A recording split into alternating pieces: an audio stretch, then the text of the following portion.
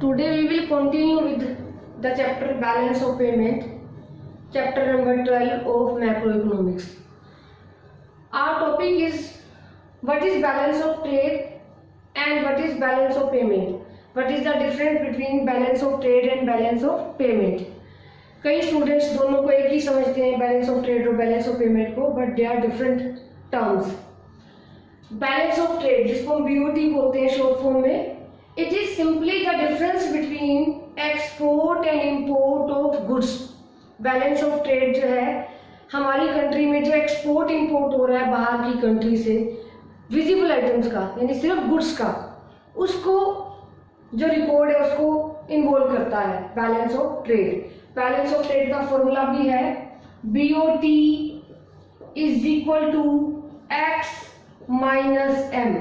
X stand for export, M stands for import of goods. तो balance of trade is simply the difference between export and import of goods, while balance of payment is a systematic record of all economic transaction.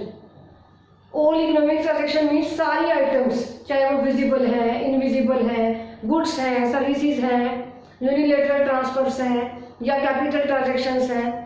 तो balance of payment is a systematic record of all economic transaction between resident country and rest of the world during a given period of time. तो balance of trade जो है वो सिर्फ visible item को लेके चल रहा है.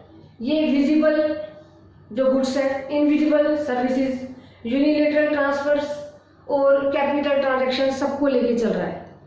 इसीलिए हम बोलते हैं बैलेंस ऑफ ट्रेड जो है वो नैरो कंसेप्ट है, क्योंकि ये बीओपी में सब कुछ आ रहा है, विजिबल इनविजिबल. तो विजिबल बैलेंस ऑफ ट्रेड है, तो बैलेंस ऑफ ट्रेड पार्ट बन गया बीओपी का. तो balance of trade narrow concept है और it is part of balance of payment या BOP.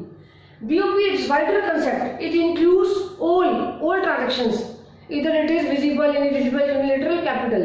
So it is wider concept as it includes balance of trade.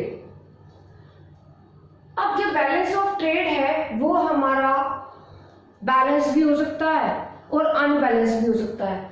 Balance of trade balance भी है या अनबैलेंस भी है. बैलेंस कब होगा? जब हमारी रिसीट्स और पेमेंट साइड जो है वो इक्वल हो जाएगी. विजिबल आइटम से जो हमारा एक्सपोर्ट हुआ, एक्सपोर्ट से जो कंट्री में मनी फ्लो हुआ रिसीट साइड, इंपोर्ट हुआ तो मनी आउटफ्लो हुआ जो हमने पेमेंट दी. तो रिसीट्स और पेमेंट अगर इक्वल है तो ये बैलेंस हो सकता है. Receipts sides are equal to payment side, तो ये बैलेंस हो जाएगा. अनबैलेंस भी हो सकता है. अनबैलेंस दो होगा, या तो सरप्लस होगा या डेफिशिएंट होगा, या तो सरप्लस या डेफिशिएंट.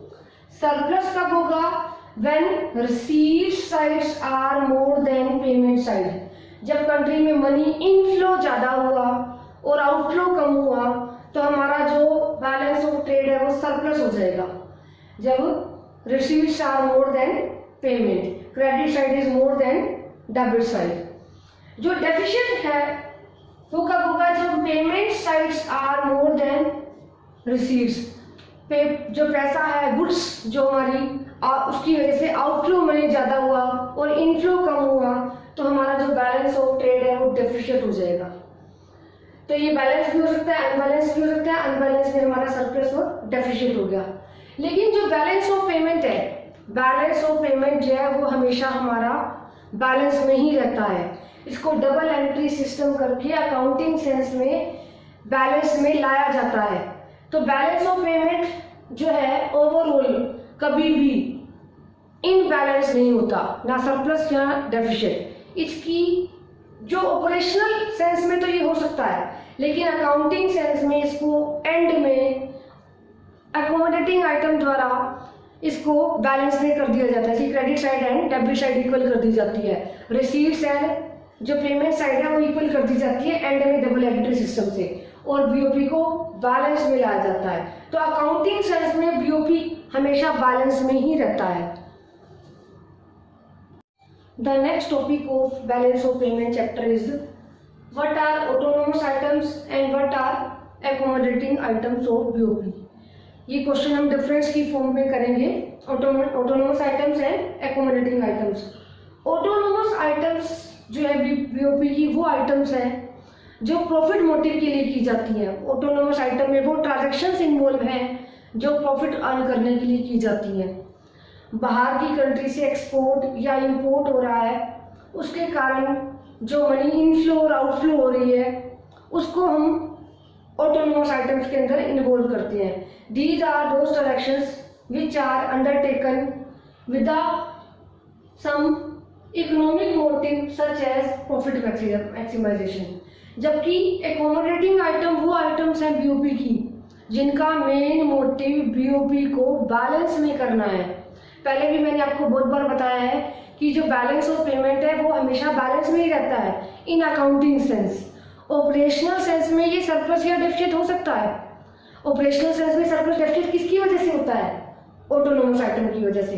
बट एक्कोमोडेटिंग आइटम से इसको बैलेंस में कर दिया जाता है, इसको इक्विलिब्रियम में कर दिया जाता है। इसकी क्रेडिट साइड और डेबिट साइड को इक्वल कर दिया जाता है। Receives and payment sides are made equal. तो ऑटोनोमस आइटम वो आइटम्स है जिनकी वजह से बीओपी सरप्लस या डेफिसिट होता है। ये वो आइटम है जो प्रॉफिट अर्न करने के लिए की जाती है। फॉर एग्जांपल, जैसे मैंने बाहर की किसी कंट्री से मशीनरी इंपोर्ट की है। मशीनरी इंपोर्ट करने से हमारा जो पैसा है वो आउटफ्लो हो रहा है, होता है। मेरा मेन मोटिव प्रॉफिट अर्न करना है, इससे बीओपी सरप्लस हो बीओपी डेफिसिट हो मेरा कोई लेना देना नहीं है। तो जो एक्कोमोडेटिंग आइटम है वो ट्रांजैक्शंस इन्वॉल्व करेगा जिससे बीओपी को बैलेंस में लाया जाएगा। बोरो करके लाया जाए या अपने एसेट बेचकर लाया जाए, बट उनको बैलेंस में किया जाएगा। हम ऑटोनोमस आइटम्स को अबव लाइन आइटम्स भी बोल देते हैं। अबव लाइन आइटम्स का मतलब है एक लाइन से ऊपर आइटम रखी गई, उनको ऐड किया गया, देखा कि सरप्लस आ रहा है या डेफिसिट आ रहा है। और बिलो लाइन आइटम बोलते हैं एक्कोमोडेटिंग आइटम को जिनकी वजह से हमने इसको बैलेंस में लाया। अबव लाइन आइटम से चेक हुआ कि सरप्लस हुआ या डेफिसिट हुआ, फिर बिलो लाइन आइटम डालकर इसको इक्वल कर दिया गया, बैलेंस में लेकर आए। तो इसका नाम other name above line items, इसका other name below line items भी है। जो बीओपी की ट्रांजैक्शंस है, एक्कोमोडेटिंग आइटम्स की जो ट्रांजैक्शंस है, इनका बीओपी की स्टेटस है, कौन सा स्टेटस, सरप्लस और डेफिसिट, वो इन्वॉल्व नहीं है। These transactions are not related to the BOP status of the country, but these transactions are related to positive or negative status of BOP of the country। कि BOP surplus है या deficit है वो नहीं होना चाहिए, बैलेंस में करना है उसको। सरप्लस है तो भी और डेफिसिट है तो भी। अब एग्जांपल है हमारा ऑटोनोमस आइटम्स का, export and import of goods, export and import of services भी हो सकता है। और जब हम बीओपी को बैलेंस में लेकर आते हैं, हमारा बीओपी अगर डेफिसिट हो चुका है ऑपरेशनल सेंस में, हमें इसको बोरो करके बैलेंस में लाना पड़ रहा है, तो बोरो हमने आईएमएफ से किया। ये जो आइटम्स है जो हमने बोरो किया है इसको हम क्या मानेंगे, एक्कोमोडेटिंग आइटम है जिससे हमने बीओपी को क्या किया, एडजस्ट किया। जो बीओपी है वो हमारा बैलेंस में जाता है, सरप्लस भी नहीं हो सकता और डेफिसिट भी नहीं हो सकता अकाउंटिंग सेंस में, बट ऑपरेशनल सेंस में हो सकता है। तो जब ये सरप्लस होता है, मान लो हमारे यहाँ 250 करोड़ का जो है इनफ्लो हुआ और 200 करोड़ का जो है आउटफ्लो हुआ, कौन सी आइटम की वजह से, ऑटोनोमस आइटम्स की वजह से। हमारा 250 करोड़ इनफ्लो हुआ और 200 करोड़ जो है वो आउटफ्लो हुआ।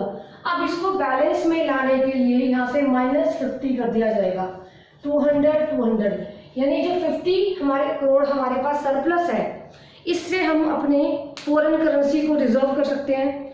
आरबीआई इस 550 करोड़ की फॉरेन करेंसी अपनी कस्टडी में रखेगा, और या फिर कोई लैंड परचेज कर सकते हैं, कोई असेट परचेज कर सकते हैं, गोल्ड परचेज कर सकते हैं। तो इस 50 करोड़ को जो है वो माइनस करके बैलेंस में ला दिया जाएगा। अगर उल्टा हो, अगर हमारे मान लो आया जो है वो 200 करोड़ का और गया 250 करोड़ का, हमारा इनफ्लो हुआ 1 ईयर के अंदर जो मनी फ्लो है 200 करोड़ का, और जो आउटफ्लो हुआ वो 250 करोड़ का है, तो 50 करोड़ से हम इसको क्या करेंगे, बैलेंस में ले आएंगे। दोनों तरफ इसको इक्वल करके इसको बैलेंस में ले आए। ये जो हमने 50 करोड़ है कहाँ से लेकर आए, इसको हम दूसरी कंट्री से जैसे IMF से इसको बोरो कर सकते हैं। दो काम कर सकते हैं, या तो बोरो कर ले या फिर जो हमारा रिजर्व बैंक ऑफ इंडिया है, सेंट्रल बैंक बोलते हैं जिसको, वो उसके पास फॉरेन रिजर्व्स पड़े होते हैं, वो उसको विड्रॉ कर लेता है, फॉरेन करेंसी को विड्रॉ कर लेगा और बैलेंस में लेकर आएगा। या फिर अगर विड्रॉ के लिए फॉरेन करेंसी नहीं है तो इसको बोरो किया जाएगा बाहर की कंट्री से और BOP को बैलेंस में लाया जाएगा।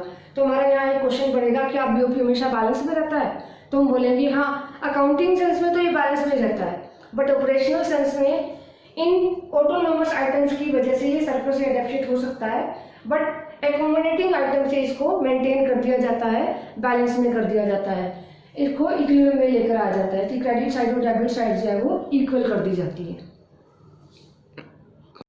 The last topic of our chapter balance of payment is what are the causes of disequilibrium in BOP। BOP जो है वो डिसइक्विलिब्रियम में किन कारणों से हो जाता है। यहाँ डिसइक्विलिब्रियम में मेनली हम डेफिशिएट की बात कर रहे हैं। जो BOP है वो डेफिशिएट क्यों हो जाता है। देखो आपको पता है डेफिशिएट BOP तब होता है जब हमारी पेमेंट साइड्स जो है वो रिसीव साइड से ज़्यादा हो जाए। पेमेंट साइड्स जो है डेबिट साइड जो है वो ज़्यादा है, दिया ज़्यादा, आउटफ्लो ज़्यादा हुआ, और जो क्रेडिट है यानी कंट्री के अंदर मनी जो है इनफ्लो कम हुआ, तब हमारा BOP जो है वो डेफिशिएट हो जाता है ऑपरेशनल सेंस में। अकाउंटिंग सेंस में तो आप जानते हो BOP क्या रहेगा, हमेशा बैलेंस में ही रहेगा। तो जो ऑपरेशनल सेंस में ये डिसइक्विलिब्रियम में क्यों हो जाता है, हमारी डेबिट साइड हमारी क्रेडिट साइड से ज़्यादा क्यों रहती है, payments are more than receipt sides. तो उसके क्या कारण हो सकते हैं। Number 1, development activities. जो डेवलपमेंट एक्टिविटीज़ इंडिया में चलती रहती है, जैसे मेट्रो ट्रेन बन रही है, आगे और बुलेट ट्रेन बनेगी, प्रोजेक्ट्स जो है वो इम्प्लीमेंट हो रहा है, उसके लिए इंडिया को टेक्नोलॉजी की रिक्वायरमेंट होती है। इंडिया में एडवांस टेक्नोलॉजी नहीं है, तो इंडिया टेक्नोलॉजी के लिए दूसरी कंट्रीज़ के ऊपर डिपेंड है, उसके लिए इंपोर्ट करना पड़ता है। और आपको पता है जब हम इंपोर्ट करते हैं तो हमारी मनी जो है आउटफ्लो होती है, यानी हमारी डेबिट साइड क्रेडिट साइड से ज़्यादा हो जाती है। हमारे यहाँ इतनी अच्छी टेक्नोलॉजी है नहीं जो बाहर के लोग हमारे से परचेज करें, बट हमें टेक्नोलॉजी के लिए, एडवांस टेक्नोलॉजी के लिए बाहर की कंट्रीज़ पे डिपेंड रहना पड़ता है उन डेवलपमेंट एक्टिविटीज़ को पूरा करने के लिए, जो गवर्नमेंट द्वारा डेवलपमेंट प्रोग्राम्स चलाए जा रहे हैं उनको पूरा करने के लिए। तो हमारे जो इंपोर्ट है वो एक्सपोर्ट से ज़्यादा हो जाते हैं। इंपोर्ट जब एक्सपोर्ट से ज़्यादा हो जाएंगे तो क्या होगा, हमें पेमेंट आउटफ्लो ज़्यादा करनी है और इनफ्लो कम हो रही है, तो हमारा BOP क्या हो जाएगा, ऑपरेशनल सेंस में डेफिशिएट हो जाता है। सेकेंड पॉइंट आता है, क्या रीज़न है हमारा BOP डेफिशिएट होने का या डिसइक्विलिब्रियम होने का। High rate of inflation. India की जो चीज़ें हैं वो महंगी है और महंगी होती जा रही हैं। फॉरेन गुड्स हमें सस्ती लगती हैं, come as compare to Indian goods, they are cheaper, तो वी प्रेफर फॉरेन गुड्स क्योंकि सस्ती हैं। इससे क्या होता है, हमारा इंपोर्ट ज़्यादा, एक्सपोर्ट कम। They are not purchasing our goods but we are purchasing their goods, तो हमारे डेबिट साइड जो है वो क्रेडिट साइड से ज़्यादा हो गया। Imports are more than exports और BOP जो है वो डिसइक्विलिब्रियम में आ जाता है ऑपरेशनल सेंस में। उसके बाद चेंज इन डिमांड। हमारा जो पैटर्न है, हमारा जो टेस्ट है, इंडियन जो है वो कल्चर अपनाते जा रहे हैं, वेस्टर्न कल्चर को, फॉरेन कल्चर को पसंद करने लग गए हैं, तो उन्हें इंडियन गुड्स खरीदना स्टेटस की बात नहीं लगता, उन्हें फॉरेन गुड्स खरीदना स्टेटस की बात लगता है। तो फॉरेन गुड्स को वो लाइक करते हैं, उनके जो रहन सहन है, उनका पहरावा है, जो उनकी जो स्टाइल्स हैं वो कॉपी करने की कोशिश करते हैं, इसलिए वो उनकी गुड्स को परचेज करते हैं। तो इंपोर्ट हमारा बढ़ जाता है और एक्सपोर्ट कम हो जाता है। तो इंपोर्ट्स एक्सपोर्ट से बढ़ने से BOP जो है वो इनबैलेंस या डिसइक्विलिब्रियम के अंदर आ जाता है। उसके बाद आता है हमारा पॉलिटिकल इंस्टेबिलिटी। हमारी जो पॉलिटिकल स्टेटस है उसमें मल्टीपल पार्टी सिस्टम है। पार्टी सिस्टम जो है वो एक नहीं है, कई है। कभी किसी पॉलिटिकल पार्टी की सरकार बनेगी, कभी किसी की, तो सब अपने अकॉर्डिंग जो है प्लान्स बनाते हैं, सब अपने अकॉर्डिंग जो है वो लॉ रूल्स बनाने की कोशिश करते हैं। तो पॉलिटिकल इंस्टेबिलिटी भी है। अगर पॉलिटिकल स्टेबिलिटी हो तो इंपोर्ट एक्सपोर्ट जो है उसके ऊपर बैन लगाया जाए, इंपोर्ट जो है कम हो, एक्सपोर्ट ज़्यादा हो, एक्सपोर्ट ज़्यादा होगा और इंपोर्ट कम होगा तो बीओपी को सरप्लस में लाया जा पाएगा। बट पॉलिटिकल इंटरफेरेंस की वजह से, इंस्टेबिलिटी की वजह से ऐसी पॉलिसीज बन ही नहीं पाती कि हमारा इंपोर्ट और एक्सपोर्ट जो है वो स्टेबल हो जाए। हमारा जो आउटफ्लो है वो ज़्यादा रहता है और इनफ्लो जो है वो कम रहता है। Capital outflow is more than capital inflow. तो these were the reasons, these were the causes of disequilibrium in BOP. BOP जो है हमारा डिसइक्विलिब्रियम में हो जाता है। मेनली हमने यहाँ डेफिसिट की बात की क्योंकि इंडिया का बीओपी जो है वो सरप्लस बिफोर इंडिपेंडेंस रहा। आफ्टर इंडिपेंडेंस जो है इतने सालों से 1 या 2 साल ही ऐसे हैं जिनमें हमारा बीओपी सरप्लस रहा ऑपरेशनल सेंस में, अदरवाइज बीओपी हमारा डेफिशिएंट ही रहता है। Or imports are more than exports, or debit sides are more than credit side, or payments are more than receipts. तो ये रीजंस है उनके कि बीओपी हमारा जो है वो ऑपरेशनल सेंस में डेफिशिएंट क्यों है। तो it was the last topic of BOP.